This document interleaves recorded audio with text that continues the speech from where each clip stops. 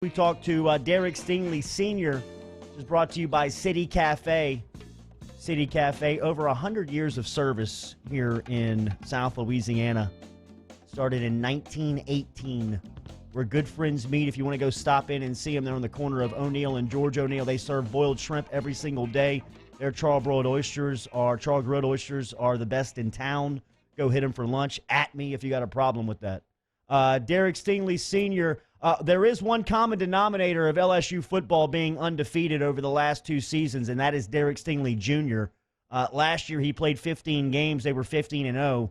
This year he's played one game, and they beat Vanderbilt. He missed the Mississippi State game, and the Tigers are 1-1 going into Missouri. You like how I did that, Coach? Oh, I love that. I hope we can keep that going. Absolutely. I was surprised to hear you not at Vanderbilt on Saturday. I'd imagine with just the week in front of you, the week that you had experienced, you just had to go see Junior play on a playing surface. You stayed back in Baton Rouge. What was your point of view of the weekend? Well, actually, that was my first time not seeing him play in almost 5 years, so that was different. Well, as family members, Vanderbilt wouldn't allow any fans in, opposing fans or family members, so we didn't want to just go up there and just, I guess, pay for a $900 hotel room to watch him play outside of the hotel. Sure. But it was different. But one thing I liked the fact that secondary played great. I thought that they had tight coverage everywhere. If there were some balls caught, it wasn't for a lot of yards after the catch. You can see the communication was so much better. You can see that those guys were playing with a little more confidence out there. I mean, it just looks like something that what we were expecting to see coming out of this fall camp. Coach, sorry, go ahead. One thing, I'm sorry, I didn't mean to cut you off there, T, but yesterday Ed Ogeron said it, and you just mentioned it there. The defensive backfield looked confident playing. Ed Ogeron said that having Sting Jr. back made him coach more confident. Yeah. How much do you think having his presence just meant that to the team in exuding that? Because you could feel it as soon as you turned on the TV on Saturday. I mean, on the first play of the game, they run a screen route, and Cardell Flott is flying around out there, and it just seemed like they had a little extra bounce to them. How much do you think that's 2-4 dressed out? Well, when you look at it from this point of view, from the corners and the nickel position, Derek is the only one with the most experience of them all, where he's played every game or started and naturally made more plays. You have Elias Ricks, who never really played. It was his first year. You had Cordell Flott that played sparingly some last year, but played a few plays. Then, you throw in Evans and you throw in Ward and Jones. It wasn't a lot of experience out there. So for those guys to kind of be out there on their own week one without a little guidance, it was almost like survival mode almost. But now you plug in, with Jacoby, and now you have Ty back, and then with Derek coming back, you have a much experienced backfield along with those guys. So now everybody feels so much better and so more comfortable in their role, where they feel like they don't have to do more than what's expected, just to do their job. And look what happened. I mean, you saw almost lights out play. Well, and one of the big plays was Elias Ricks, coach, and I talked about this yesterday, but one thing we marveled at last year was beyond Derek's ability to cover, it was his natural ball skills.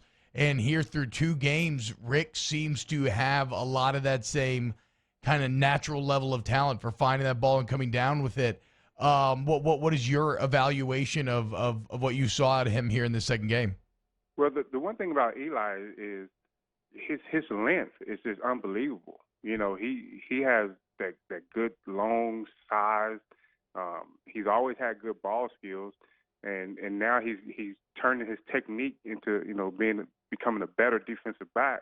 He's going to be one of the better players to lead this LSU team as well. When it's all said and done.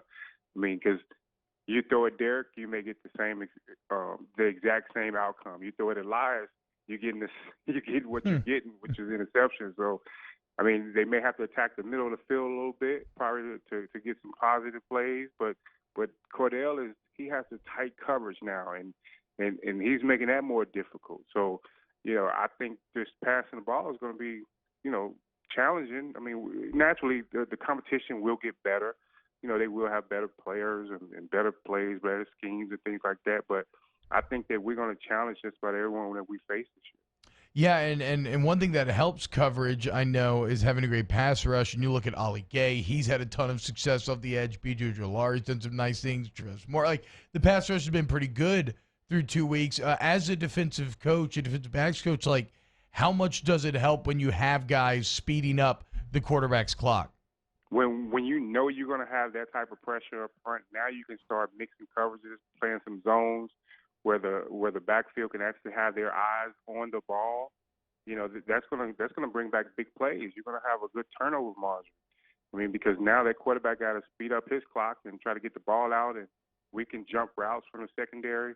I mean, having a pass rush is always key, and now you can see that we're growing into a team that could possibly have a good pass rush. So if that continues to be the case, then look out, LSU's defense is back.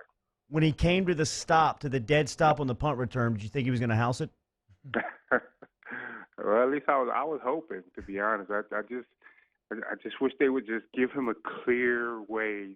It's always at some point one of his teammates just either nudges him or gets in his way or just execute the block. Just push the kicker on out of the way and then just let him go straight through. But It was a good run, regardless, and that's what Derek is about. Derek, he's instinctive to where he make things happen like that, especially in space. He's kind of tough to deal with because he's so explosive and so fast. He may not look like he's running fast, but he's extremely fast.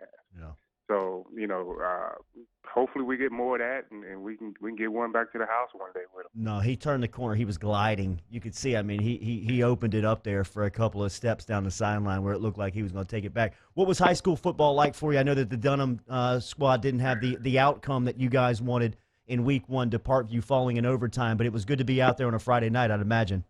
Oh, no doubt. It felt like normal again for us. We started out with a bang. We just ran out of gas. We had a few injuries here and there, and credit Parkview. They kept fighting to where they got the victory. But it felt good to be back in the element of doing what we do as high school coaches, to have the opportunity to be out there to motivate and compete and coach our kids. And that's what Friday nights is about in Baton Rouge. More looking forward to see your son guard Kyle Pitts or Devontae Smith. For me, Devontae Smith, but actually he got to do a good job against both of them. Yeah. Because both of them are tough. It's no easy task now. All SEC players naturally going to be tough to begin with, but those two guys there are two of the tops at their position, and I think for Derek, he's looking forward to both of them. But in my opinion, I'm ready to see him play against Devontae. Yeah, well, and the Pitts thing is interesting, Coach, and that's what I wanted to pick your brain about is, like, how do you defend an elite tight end? I know Coach O said ideally they'd like to put a safety on him, but it's like, if he's their best guy, do you put Derek on him? But then what about guys like Tony for Florida? So, like, yeah, how do you think you attack a body like Pitts? Well, with Pitts, if he's going to line up at his natural tight end position, you put someone over him. You beat him up at the line of scrimmage. You make him have a tough release. If he's going to line up in the slot or outside like he sometimes does, now in my opinion, I still think you have to put somebody in his face to make him aggressively come off the line or try to slow him down some type of way, and you have to hang someone else over top of him like a safety or a nickel guy or anything just to help that guy out. But then if you understand his routes and you understand what he's capable of doing, now you take away those things. He's a good receiver, but he's not a blazer. So now we know he's not going to run over top you. So now you got to think, what would they try to do to try to get open? They would throw a lot of, back shoulder passes or comeback routes or slants because he's going to try to bully the corner or the safety or the nickel, whoever, beat him to the inside. And then you just play aggressively that way to where you make that one of his toughest routes he's going to run most of the night. So, I mean, I think there's ways of doing it. You just have to really take away their key throws against him. And with someone like Devontae, you have to play every route. There is no taking away anything with him because he's just one of those good route runners. Did you agree with the PI? Was that PI on you? Oh yeah. It was a double move route, so we couldn't see it because of the TV copy. They ran a double move. They ran like an out and up. So Derek the guy had a little separation on him, and in my opinion, he did the right thing. I was thinking if that ball was going to hang up a little longer, once he would get to him, he would kind of get his head around and actually make a play. But Derek was like, no. He said, you know what? I'd rather just take this pass interference and not give up a touchdown, not give up a catch. Yeah. So that way we could live to play, another down. So, I thought he did what he did was perfect. I know he was face guard, but I didn't feel like there was a lot of contact there. Like I felt like the flag was thrown simply because his head didn't get around. But Well, yeah, it wasn't as bad as what you and I would say. But maybe because they were figuring, hey, someone like him, he shouldn't be in that type of position to play like that. Good to see the boy back in his element. He looked good out there, and good to talk to you here. Thank you. You just don't know from last week to this week. Hey, we do. You sound it. Your voice, man. Everything. You can hear it. Shout out to our boys over at City Cafe, too, the crew over there, Squeaky, Cody, and Dirk, and everybody on the corner of George O'Neill and O'Neill for bringing us our conversation with Coach Sting every week. Have a good week, Coach. We'll talk to you next Tuesday. All right, guys. Appreciate it. Yes, sir. Your mailbag questions next. Off the Bench with Jordy Culotta and T-Bob Hebert. ESPN Baton Rouge, New Orleans, Alexandria.